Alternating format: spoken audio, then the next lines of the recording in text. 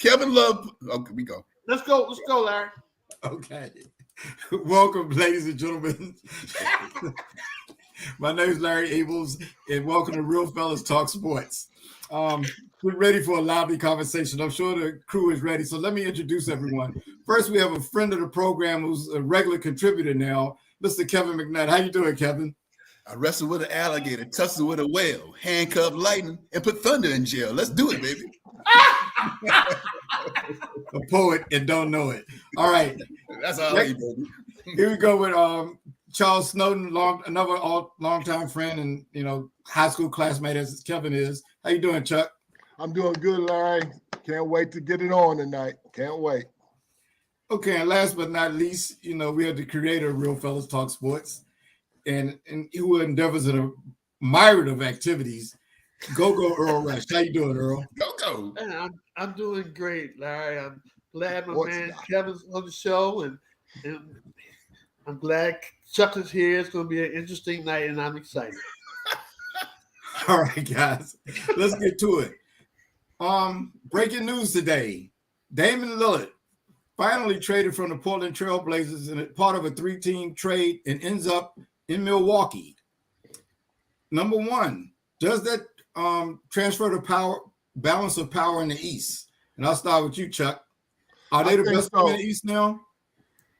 I think so, Larry. I like the trade for Milwaukee. Them coupled with a new coach, and if Middleton and Giannis are healthy, I think they're going to be the team to beat, not just in the East, but maybe in all of basketball. Well, that was going to be my next question. Kevin, how much better are the Bucks now that they have Damon? With Middleton moving to your third option instead of your second option scoring, how do you feel about that? Well, Matt, wait a minute. I got to ask you that. Who's the first option? Because it really isn't Giannis when you come down to playoff basketball and winning a game. Giannis does not have, and this is the biggest thing, because you lost defense. I like Holiday. I think he's a player now. So he's going on the defensive end. But money time is going to be Dame time. Because here's the thing. Giannis, man, has no shot in crunch time basketball and playoff basketball. You don't know what you're going to – you can't foul. You want to foul him because he can't make free throws. He doesn't have a reliable jumper. So now when it's crunch time, it's 94, 90, 93, and you need a bucket. That's going to be Dame time now. And so that's the biggest problem. I said third option. Because do you think Giannis is the third option? You don't think they'll run pick and roll? He's the second option. Dame's going to be the first option come money time. Now during the course of the game, no argument there. But don't you think Middleton was the second option prior to them getting Dame? No. Giannis, you don't think so? Giannis is too gifted. I mean, Giannis is prior to them getting Dame, wasn't Middleton the second option on their team? Correct. Yeah. So what I think now that he's moved to the third option. My real question is that giving Milwaukee more firepower? Offensively, yeah, absolutely more firepower. You wonder what they're losing, even with Nutso from Duke. What's the guy? Grayson Allen. Yeah, Grayson Allen. You lost a lot of defense in the backcourt. But I mean, Dame is 32 points a game. But the big thing, he's going to be money. He's going to be money man. This is really big from that standpoint. I don't trust Giannis down the wire to get that bucket that's needed. Wow. Yeah. Earl, how do you look at Milwaukee now? They're definitely better than what they were. I mean, you get rid of Drew Holiday and you add Dame. I think they're better. I'm still not shaking in my boots, or I don't think all the other teams are shaking in their boots like the media is saying either. I mean, it's a big upgrade with Dame to me because I always thought Drew Holiday was overrated. But, Why? Why? Why? Because I don't think he lived up to the hype that I have been hearing about him. That's all. So do you think Milwaukee's the best team in the East? You talking to Earl, right? Yes. Yeah.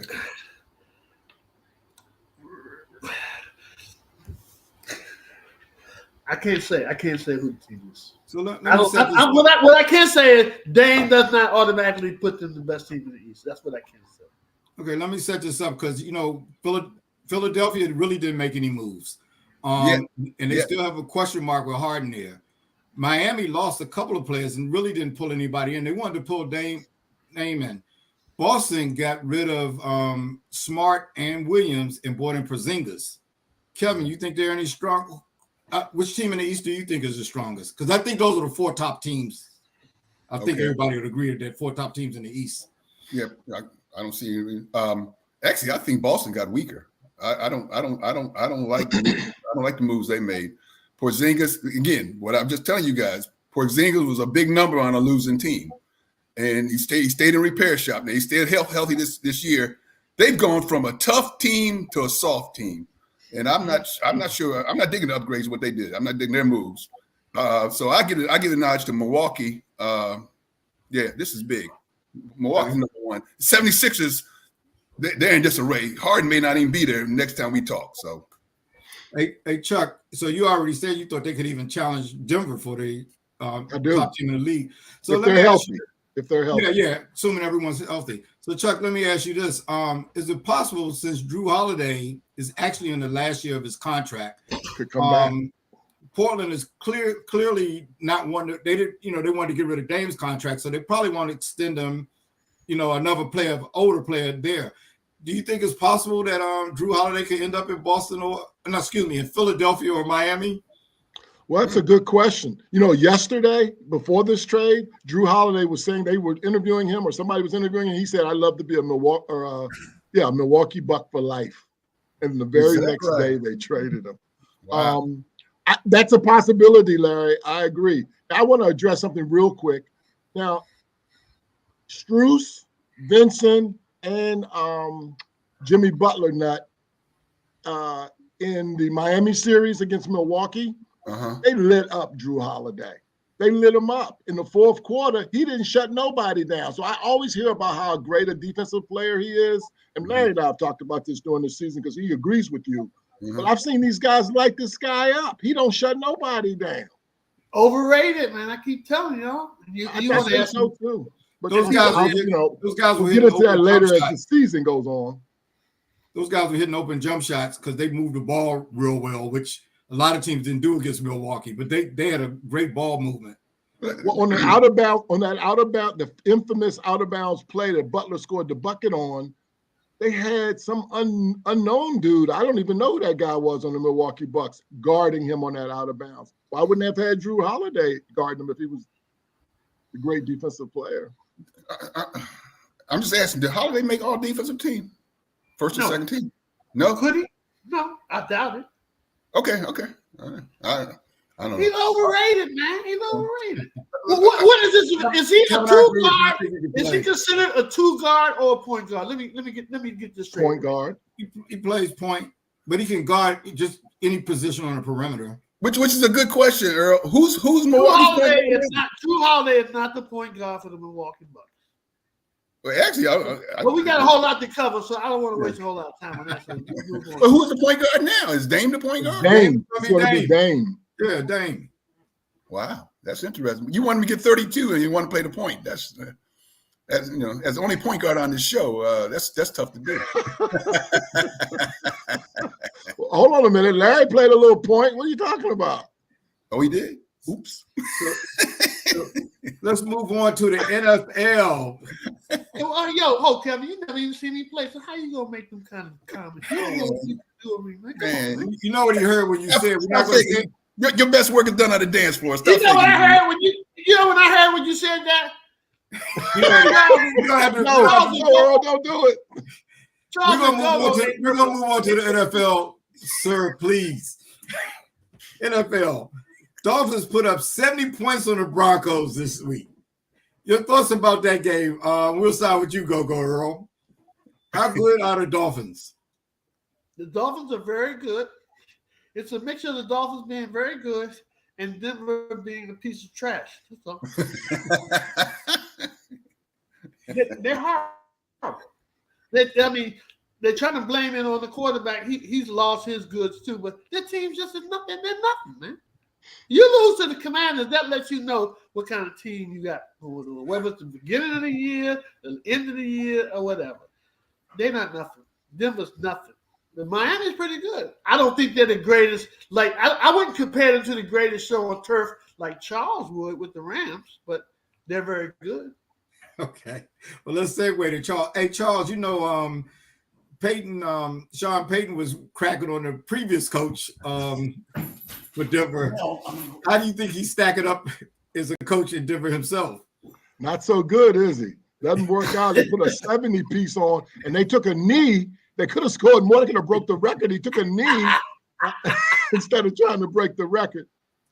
They had 2 running backs in that game that scored 4 touchdowns apiece. One of the running backs.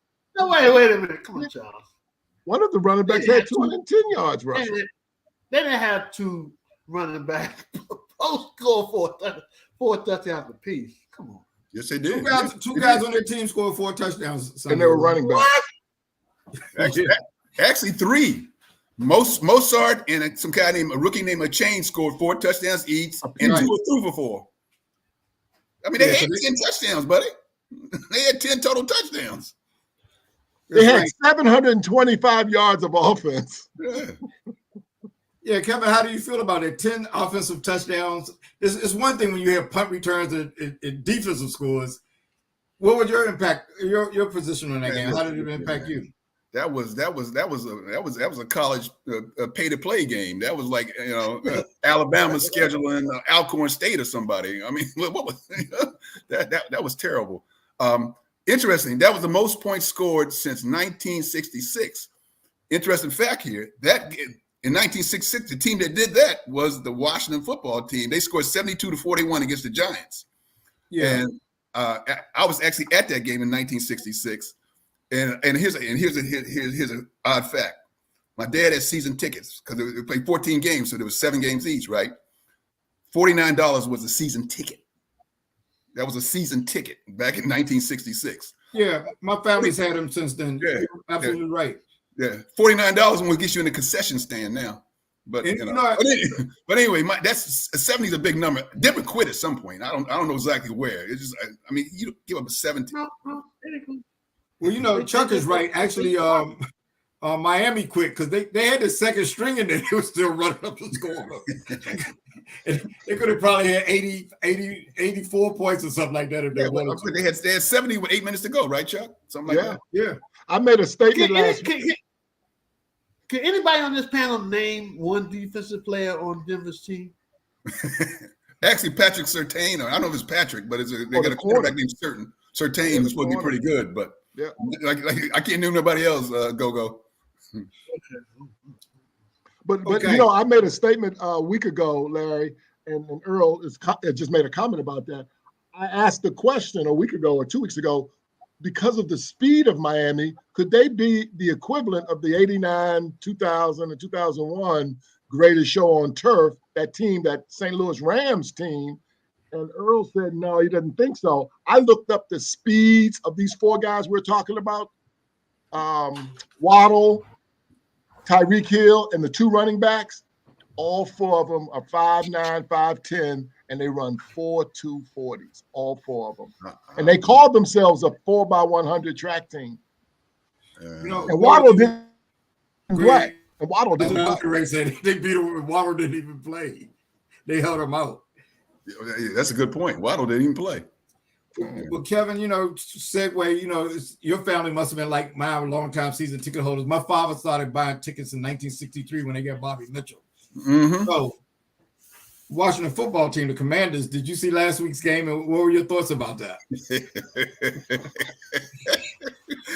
I was giving them props. I mean, they won the opener against Arizona, which was good. That was good because new ownership, new day, sold out arena. That was good. Put 35 on Denver, so we see what Denver is. You can't crash down to earth. Ask Stevie Wonder to sing the song about coming down. He gave me a rocket and then let me down in this cold world. That's what happened to them. 30 seconds. Rocket love. You're rocket love. My boy Hal had 4 interceptions. I know Chuck likes Hal, but 4 interceptions. There you go. Back down to earth. And now you follow that up by going to Philly. Let's have some fun, boys. Hey, so this is my sister's daughter, Lauren, Denise's daughter, Lauren. Hey, Lauren, thanks for joining us. Hey, Lauren. Hey, Lauren. Wow. Those good looks run in the family, except for on the male side. There you go. There you go. Okay. Oh, Charles, how nice was that? I get him, Earl. I got him. Earl, what did you think about the Commanders game? Oh, I think that we have a lot to cover, and I don't think we should be wasting any time on the Commanders. But the Commanders, what I thought about it is I'm not surprised by the whooping that they took. I mean, it's going to be a while. It's going to be a while for them. It'll be about 15 more years before they become anything, man. So I didn't think much of it. This next question I'm going to ask Chuck is going to sound strange to you. Hey, Chuck, you think they have a chance to make the playoffs this year?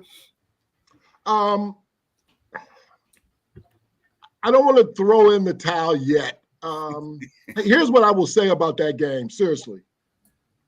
He had 4 interceptions and got sacked 9 times. Well, of course they got crushed. So in other words, if they could just clean that up itself, maybe the game would have been a little bit more competitive. 4 interceptions and 9 sacks.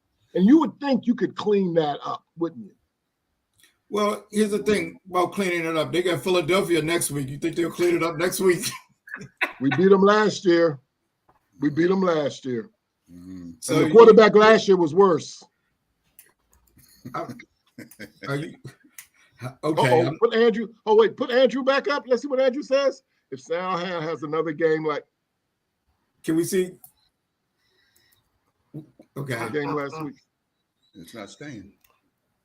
I can't. Well, thanks for Andrew, as a friend of mine, and Kevin, you know Andrew as well. Yes. Thanks for doing the show, Andrew. Well, I think he raises a very good question. Just shorten it is why are we going with this unproven player when it seems like you have a lot of good pieces in other areas? And I wonder why Ron did that too, because this is his last year of his contract, and he seems to be rolling the dice with him. Kevin, even if you roll the dice with him, even if you do that, at some point during that game, you should have gone to the backup quarterback. I mean, he just wasn't his day that day. And that, I thought leaving him out there as long as he did I didn't think that was good. So this guy doesn't know what he's doing. He ain't never won nothing. You talking about Rivera? Yeah. Rivera's one of the other overrated coaches. But you think Rivera was premature in going with this guy instead of trying to bring in another quarterback not during this game? I'm talking about during preseason or during the some people will say Brissett, was a pretty good backup for Cleveland last year. I mean, some people would say he's not a bad backup for Brissett. Mm-hmm. Agree. A backup is a backup. Who's got a good backup? I know. All backups, they're backups is what they are. Well, what quarterback? They're not good enough to start. So you don't play. Okay. So Earl, did you see the Vikings and Chargers game? Kind of went down to the wire. I did see some of that. How do you think Vikings handled their last possession? Well, let's go to the Chargers. How did they handle their last possession? I know there's a whole lot of good old boy stuff going on in the league, and it's all, they hire their family and all that. But I cannot find anybody on this panel. You all are pretty smart. I can't find anybody in the world that can give me a reasonable answer of why this guy still has his job. Staley. He's talking about Coach Staley. He's terrible. Yeah. It's 4th and 2 on their 20-something yard line. They go for it. Mm-hmm. The team is behind. The other team is behind by 3 points. 4. So they needed a touchdown. So all he had to do was pump the ball to them. That makes sense. Exactly. It doesn't make sense. Yep. So that talks about the Chargers. Now, what about the Vikings once they got the ball and drove down there? They were at the 6-yard line with the ball in a minute. I think it might have been a minute and a half, maybe not. And he threw an interception. Well, they completed a pass with 26 seconds on fourth down Right. to get a first down. And this is what I'm driving at. Then for some reason, I guess, Kevin, what would you have done? You know, you had no timeouts. You complete the pass in bounds. You got 26 seconds. What's the next move? Spike the ball. Right. It's supposed to be a spike. And, you know, and Cousins up, and Cousins knows better. Cousins is a solid cat. And so he could have done that. And they're looking at the coach, and the guys are walking around, who's in, who's out. Spike. By the time they snapped the ball and the interception was taken, there was 7 seconds left. So they spiked the ball, and they got 2 second, third, and fourth down to score a touchdown from the 5. I didn't understand that at all. But I'm with Go, the San Diego coach, man. First of all, when he got the job 2 years ago, he made more fourth down more than anybody in the league and bombed out. Then he did something stupid in the playoffs when he could have tied the Raiders or something, cost them a game. If they had lost that game, they've been 0-3. And I was pulling for Minnesota bad because I want to see him get gone because I think he's a terrible coach, like Go says. And he probably would have been out because 0-3, very few teams make the playoffs going 0-3. And that's Kansas City's division. So I'm sorry that he escaped and Minnesota lost that game with their own comments. Do you know one thing about that game? Herbert was 40 for 47, 400 yards and 3 touchdowns, and they lost. No, they won. I'm sorry, you're right. They won, but they should have lost with Minnesota. But the running back had 90 yards too, rushing or something like that. It's been fired.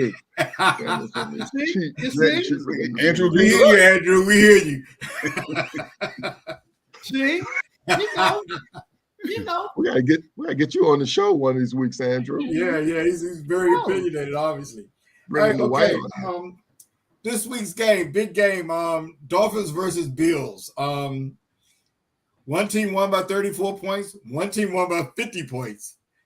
Earl, who do you like in that game, Dolphins and Bills? It's in Buffalo. Where they play Buffalo? I like Buffalo. Yeah. I like Buffalo. You like Buffalo? Yeah. Somehow I think this is probably going to be on our other network show.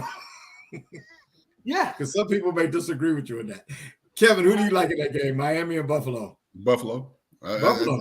Yeah, Miami. Nobody's talking about Miami's defense. I don't think it's all that special. Buffalo has D and Tua struggles against Buffalo. So we're gonna give me the Bills. Chuck, who do you like? So Vegas and Vegas has Buffalo a 2.5 point favorite, Right? Yeah. in that game. Yeah. But I like Miami. I got to tell you, if the season was ended today.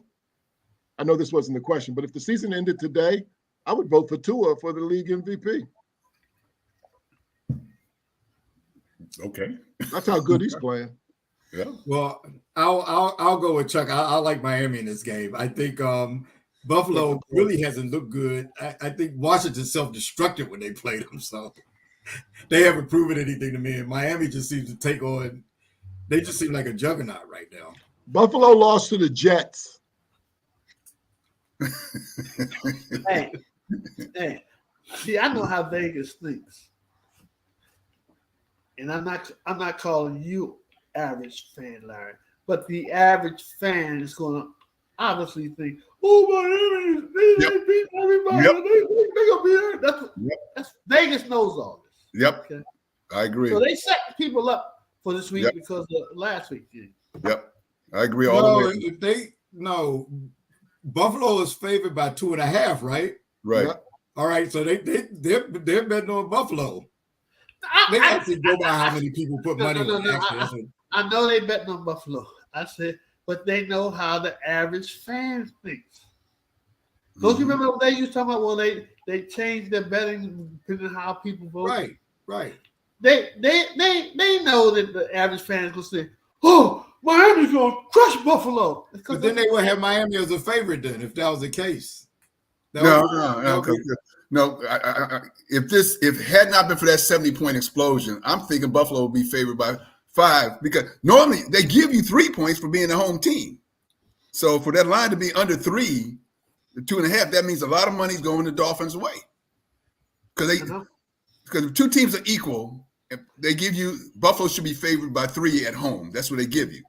So it's the line's 2.5. So They're saying, "Oh, Buffalo, even though they're at home, is not the better team according to all the money on the Dolphins." So I agree. That 70 point, the casual fan is going to say, "Oh yeah, Miami. Oh yeah, they scored 70, and so they're going to go to Buffalo and get it done." I don't think so. Buffalo's been a lot of big games in the past. Okay. In the past, last year. Speaking of betting and crazy games, so Denver gave up 70 points last week, right? Right. This is how bad they fall to the Chicago Bears. They play the Chicago Bears this weekend. Yeah. Denver does. Yeah. And they're a 2.5 in Chicago. Their favorite. 2.5 point favorite in Chicago. Wow. In Chicago. Okay. So before we leave the NFL, I want you guys to rank your top 5 NFL teams of this week. So, Kevin, we'll start with you. In order, who are your top 5 teams? San Francisco, they look very impressive. Miami 3-0. You can't. I mean, look, I think they're gonna lose to Buffalo, but you can't hate it for this week being on number 2. Philadelphia's 3-0. Buffalo's 2-1, and I got them over Kansas City because Kansas City struggled. But they're starting to right the ship. What's that girl in the stands with them? Yeah, Taylor, baby. Who is she? Yeah. Can she run a pass pattern? I don't Kelsey's girlfriend. Whatever. So that's my 5. Okay. Chuck, who do you have? San Francisco. I've got the Eagles. I've got Miami. I got Kansas City. And I got the Ravens. I'm not giving up on them. I've got the Ravens. It's 5. Okay. Earl, who do you have? I thought this would be a good question this week. San Francisco. Mm-hmm. Miami. Uh-huh. San Francisco, Miami, Philadelphia. Yeah. Mm-hmm. As a matter of fact, let me change the order.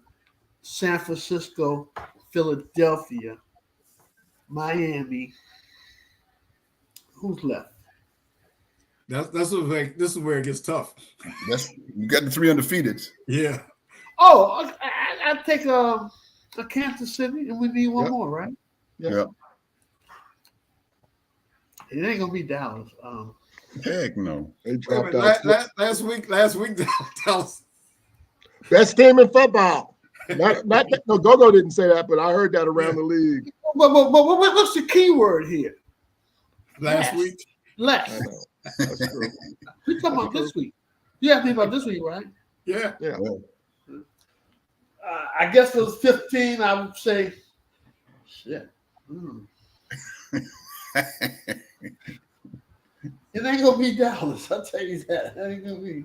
I only have 14. I can't. Hey Larry, what's the 5? As San Francisco, Miami, Philadelphia, Baltimore, and Dallas. Look at Dallas.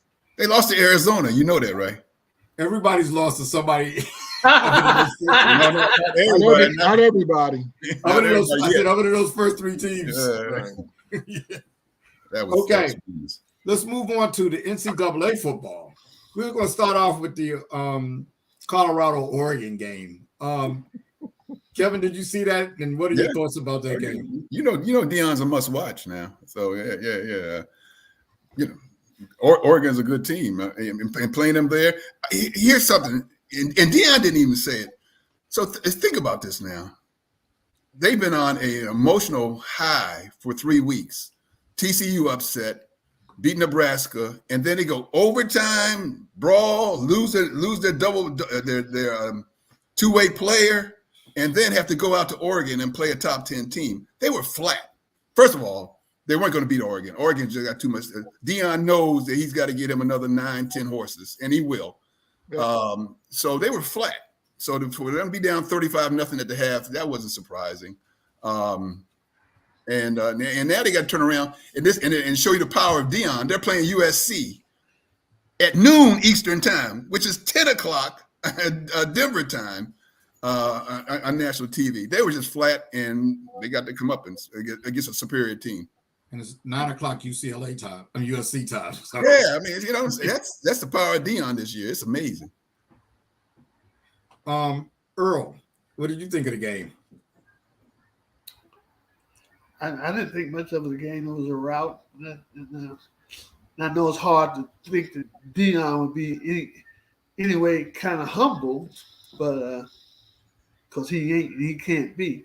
But I thought the game was a rout. I didn't think much of the game. I'm hoping that Deion realizes. Well, he probably knows it, but the public just think that he's better than what they really are. They're not really that good. As Kevin stated, they need horses. Their offenses and defenses line don't match up with teams that are good. Chuck, your thoughts? Yeah, so I agree with both Earl and Kevin, and especially with the number one key point there. And to sum that up, Deion said at the interview, he said, "If y'all don't get me now, y'all ain't gonna get me." He knows he needs the horses, and he's gonna focus on that. I'm sure his phone is ringing off the hook. That's one thing. But what I found interesting about the power of Deion, for 3 weeks, that's all we've been hearing about. I hadn't heard Colorado's name. I haven't even heard Colorado this week. So it's almost like once that game was over, things kind of went back to normal a little bit. Do they have a chance this week, Chuck? They're a 21-point underdog. I don't think they do. Something else happened too. When his son Shiloh got off the plane coming back from Oregon, he was peeing blood. So he went straight to the hospital. Turns out he too has some type of lacerated liver or kidney or something. So I don't know that he's going to play this weekend. Kevin, they got a chance against USC? No. You're playing a top 3 team in the country that wants to throw the ball. They might put up a 40+ on them this week. I mean, the crowd's going to be, frenetic, and first quarter is going to be interesting, but things settle down and talent's going to take over. You got to be careful here. Deion, 7 teams are ranked in the Pac-12, and they got to play them all. And the only game, and they're going to play. I think Stanford and Cal might be on the schedule. I know Stanford is, and they're going. That game will probably go off as a pick 'em. So they could lose all of them. I think those are the 2 teams that they don't play, and they're not. Neither one of those are ranked. They play. I think Stanford's on the schedule. Double check that. I think Stanford is, maybe not Cal. But in theory, they can lose all of them, all the rest of them. So, but still, it's still a huge success. Any chance Earl this week for Colorado? Oh, you're asking people just for the show. You already know. I want America to hear from the sports doctor. I was sitting here wondering why is Larry asking me. I was saying, "Oh, we're doing the show." So sports doctor. The people whoever watch the show don't know what I'm thinking. No, they don't have a chance in the world. They don't have a chance in the world. No. Okay. They have 8 more games. They're 3-1. Earl, what's going to be their final record? They have 8 games left. Right. They're 3-1 now. I know what you're going to say. They're going to be 4. They'll win 1 more game, so they'll be 4-7. Wait a minute. They're 3-1 now. They'll win 1 more game. 4-8. Yeah, 4-8. Yeah. Chuck, what's going to be their record? I think that's about right. I would like to give them 5, but I think Go may be on to something, given the strength of that schedule and ahead of them. What do you think, Kevin? Yeah, because now you see what they do, you see what they like to do. So now the element of surprise is gone. People got tape and film on them, and plus those teams are they're ranked teams, man. So you got film on what they're trying to do. And well, I was just going to ask you, was it the element of surprise, or was it gone. more who they played against? Yeah. But keep in mind they're ranked as well. So they were ranked. I don't know if they still are. I love that term element of surprise. I went to the dictionary and saw it, and that was like, and dictionary said that's when Chuck gets something right. Wow. So here we go. Wow. I told you I'd take care of him, Go. Wow. Moving on. Chuck, did you see Notre Dame and Ohio State's game? Uh-oh. How about that? What were your thoughts on Actually, that was an old school Midwest rock'em sock'em defensive, ball game. I don't know if either of those teams will play in the national championship Final Four bracket, but that was just some good old fashioned, tough-minded football. I thought. God. Somebody had to lose. Kevin, did you get a chance to check it out? I read about it. Okay.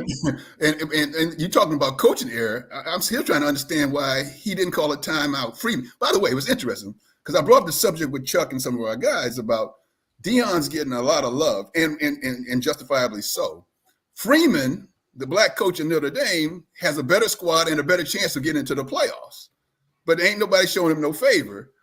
And then he turns around and leaves 10 men on the field for the last play of the game with a timeout in his pocket. So 2 plays.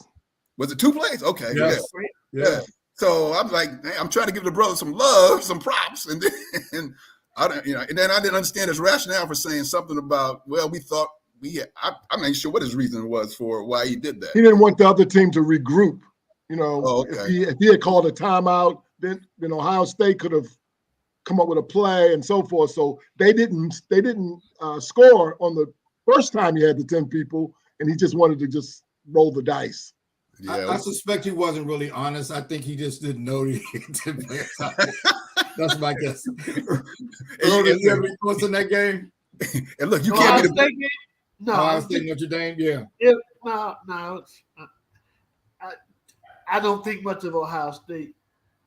As you know, I dogged Big Ten teams, even though I said I wasn't going to. I didn't think much of the game. The game was pretty exciting. It was pretty exciting. I take that back. It was a pretty exciting game. It went down to the last play of the game. I mean, right. what more can you ask for excitement? I thought it was exciting. That's about it. Okay, yeah. Well, I mean, I think you had 2 top 10 teams, and they played a close game. It was no blowout. I was looking for the quarterback supposedly that Notre Dame supposedly had gotten this year, but I guess he didn't show up. Well, one thing this week, you're going to see a quarterback when Colorado plays. Actually saw one last week, but USC's quarterback has been tearing things up this year, and he's been under the radar. Washington, D.C.'s own Gonzaga High School. And he's been under the radar. You haven't even heard from him, and he's having a better year than he started off with last year. And the only reason you're not hearing from him because of, like Chuck said, Deion's got the whole room. But look, I got to back up to this Ohio State game because this is bothersome. This is why I get mad with these white boy coaches over here. The first thing Ohio State coach does, the first thing this cat does after the game is get on, grab the mic, and say, who the hell is Lou Holtz and all this. Lou Holtz is a commentator that's 98 years old, and he said something that Ohio State is soft and they can't win. And that's the first thing you do at the national TV. You beat the number 9 Notre Dame at their house, and the first thing you're going to say is, who is Lou Holtz, and who is he to talk to me? Get out of here, man. That's about you. What about your kids and what they just fought 60 minutes to win a ball game against the number 9 team? Why did he get up? Why did the other guy get upset for speaking the truth? Well, that's what you're talking about. Ohio State is soft. So what's the problem? Man, What is the problem? I thought he was sticking up for his boys. What he said. He was sticking up for his own ego, man. You got to stop alibying. I I just understand thought he was Kevin, sticking up for his boys. I'm not giving him an alibi. No, he was sticking up for his own ego because no, that was about his ego. I understand what Nutt's saying, but Lou Holtz was pretty outspoken about that too. I mean, he pre-game, he ripped Ohio State up pretty good, and I don't know if that was called for. But that's his job. Chuck, did you hear Joe Namath's comments about I did. just quarterback? Pull the plug. Get rid of. He can't. No, get rid of him. Stop it. I've seen enough. He should go. And what purpose does that serve? Joe Namath, we know you HOF. You're Mr. Jet. You beat the coach. You beat the coach. So now you're 120 years old. So now you taking down Wilson. You piling on. That's an easy sell for anybody to say. I don't understand that, man. Shut up, Joe.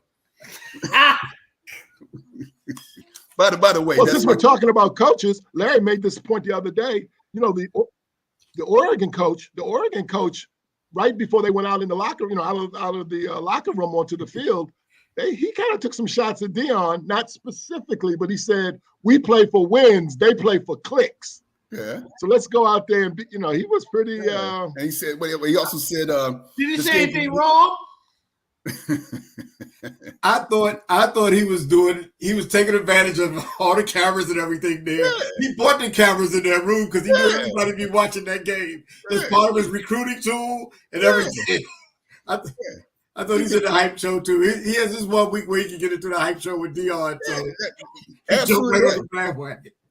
Earl, but Larry just said, I owe you an apology, man. And I owe you $20. You told me Larry was a lot smarter than he looked. You know what I'm saying? Oh my God! He probably told you need to get some glasses too. Hey, Charles and Larry, we cannot bring Kevin and Bobby Kins on the same show. No. Just for a note for the team.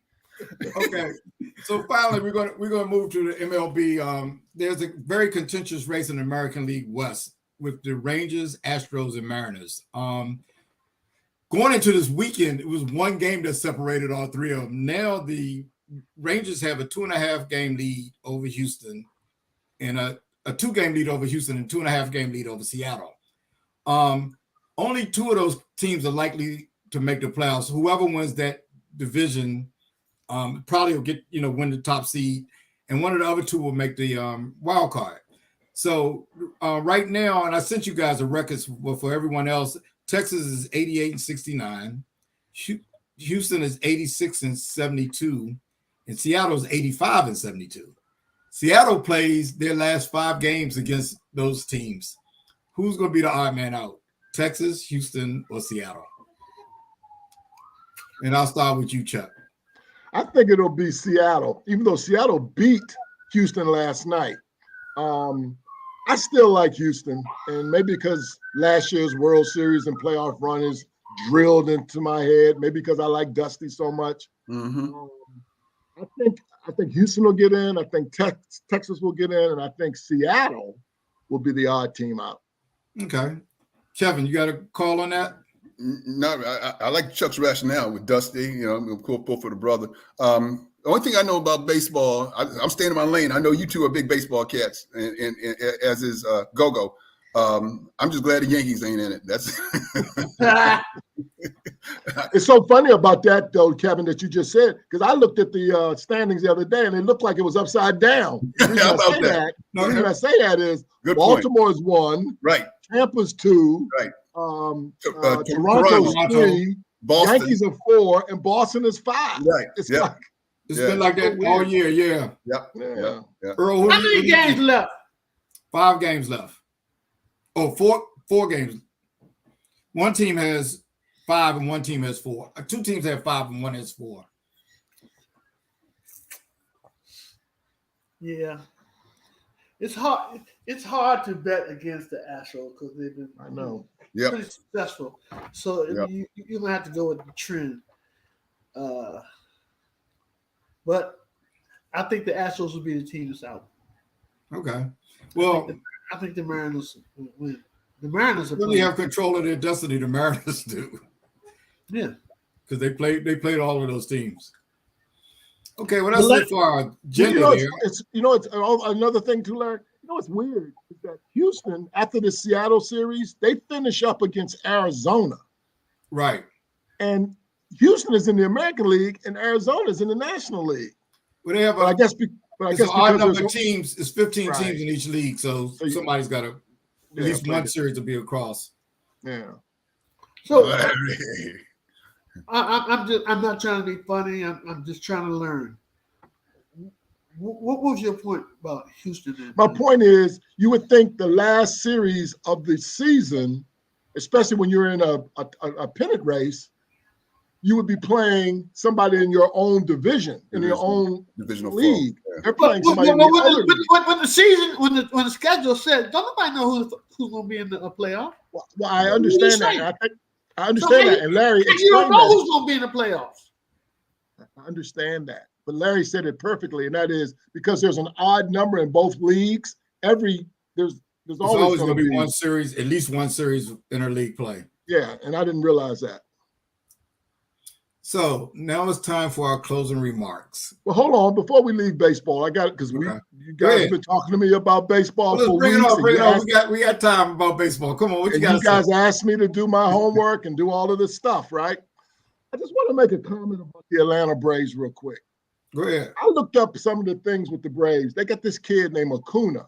Now, Acuna's got 41 home runs or 42 home runs. He's got 70 or 68 stolen bases. He's batting 335.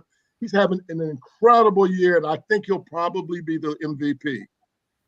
But they also got this guy that I didn't know anything about much named Matt Olson on that team. Matt Olson has 53 home runs and 135 RBIs. Woo. I mean, he broke Henry Aaron's season record for home runs. Henry Aaron. Well, Aaron never hit 50 home runs in his whole career. He was like Mr. Consistency with 40-something. I mean, you can take that to the bank. Olsen, they got from the Twins. And what I like about Atlanta's team, unlike Washington's team, they signed their young stars. They gave them big contracts early on where they ended up paying them more than they had to, but it's going to be a bargain as time goes on, as contracts go up. They hold on to their players a long time. They finally let Freddie Freeman go because he was going to cost them too much, and he's in his 30s. He's having a great year for the Dodgers, but they traded for Olsen. It got Chuck, you're like this for less money, and he's certainly filled that void right there. He does. He doesn't hit for his high average, but he's certainly been productive for home runs and RBIs. So he has 53. Acuna has over 40, and they got 3 other players on that team that have over 30 home runs. Right, they got 5 guys on their team. It's unbelievable what Atlanta is doing. Yeah, and the best. That's a well-run organization. Best record in baseball, and the number 2 record in baseball is right up the road in Baltimore. Amazing. In the upside down American League East. Anyway, I wanted to make that comment. Well, anybody, we'll do some closing comments, and Chuck, we'll start with you. Any closing comments? Yeah, I do, and we're gonna stay with the baseball thing from initial comments. My first part of my 2-part of the closing comment was we lost two people this week. We lost Brooks Robinson. Hold on. What did you just say? Did you say your first part of what? Well, I want to acknowledge 2 people who passed this week. And the first of the 2 is Brooks Robinson, who played third base for the Baltimore Orioles. He was with the Orioles organization for 23 years. He won 16 consecutive Golden Gloves at third base. They called him the vacuum cleaner. He won 2 World Series. One of those World Series, he was the MVP. That was the 1970 series. They beat the Reds. And he was Mr. Baltimore, Mr. Oriole. They did a survey. They said, not Johnny Unitas, not Cal Ripken. He was the number 1 Baltimore athlete ever for the Orioles. And for the city of Baltimore. I just wanted to acknowledge his death and rest in peace, Brooks Robinson. And also, he embraced Frank Robinson. You know, a lot of people didn't really, when they made that trade and picked him up, the Robinson boys were awesome. The other person I want to acknowledge real quick is Phil Sellers. Phil Sellers was on the Rutgers team who went to the Final Four in 1976. There were 2 undefeated teams in 1976 who went to the Final Four. Rutgers was one. Phil Sellers was their best player. He was a 3rd-round pick by the Detroit Pistons, 69 years old. He passed. They lost to Michigan. Indiana beat UCLA. Then they beat Michigan, and Indiana won the national championship. And of the 2 teams that went in that tournament undefeated, Indiana came out with the championship and was the last team to go undefeated in the season. But this is about Phil Sellers. I just wanted to shout out. Ed Jordan was his running mate at Rutgers. I just wanted to make mention of that. Okay. Earl, any closing comments? I just want to know when did y'all have the meeting when we're having more than 1 closing comment? Charles had 3. I didn't know. Since Charles took 3 and we were supposed to have 1, I won't say anything because we don't have enough time for me to say anything. Kevin, actually, we do have time if you have a closing comment. Yeah, I got one. Yeah, all right. Look here, man. I've had it with Aaron Rodgers, man. This cat is who you thought he is, man. To me, he and Kyrie Irving are the most self-absorbed and selfish players in this. Rodgers had a honeymoon 6-month ride before he tore up his Achilles. He came to New York. He was on Hard Knocks. He was toast of the city. He's the leader, the savior of a young team. Everybody's coming to him for commentary. This is a nasty dude. You forget how he choreographed his way out of Green Bay. He was whining, criticizing teammates, criticizing management. He didn't win any championships but one. He was 13-3 every year and would lose a playoff game at home. So then he comes here. He gets his way out of Green Bay, picks his team, brings his offensive coordinator Hackett, brings his wide receivers.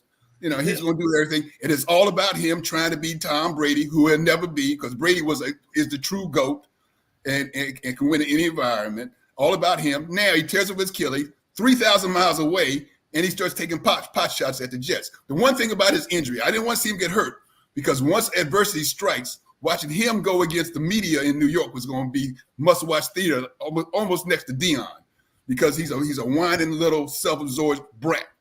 So now, 3,000 miles away, he's popping off now saying the Jets are immature, they got to stop whining, backbiting, and all this kind of stuff. Aaron Rodgers, get going. And look here, if he comes back next year, he's going to be 40 years old, coming off an Achilles heel injury. The Jets ain't winning next year either. Bye. Get going, Bama.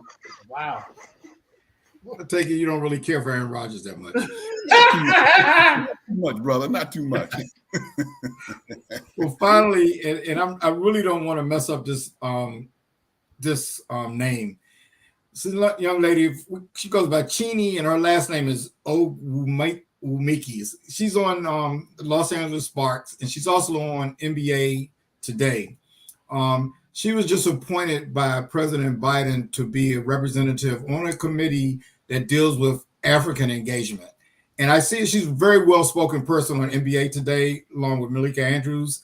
And I really take my hats off to her because I've watched her career as a basketball player. She's a great journalist, and she's the only athlete celebrity on this committee that the president is made up. So, you know, I like to see when people can branch out. And, you know, it's good for our women's sports figures to get that type of notoriety. So I'm going to take my hat off to President Biden for selecting her, President Biden for selecting her, and for Cheney to be selected. So with that, that's the end of our show this week. Kevin, it's always great when you're on here. Glad you're a friend of the show and regular contributor. Earl and Chuck, it's always good with you guys. And we're going to sign off. Tune in Sunday at 11 o'clock on the Real Fellow Sports Network to watch NFL Game Line, where Earl, I, and Neil Labels will be making our picks. Just for fun, to let you know who's going to win Game Sunday. Just for fun, guys. Yeah, And we don't even know if Biden picked her. He ain't making no decisions these days. So we're going to sign off here.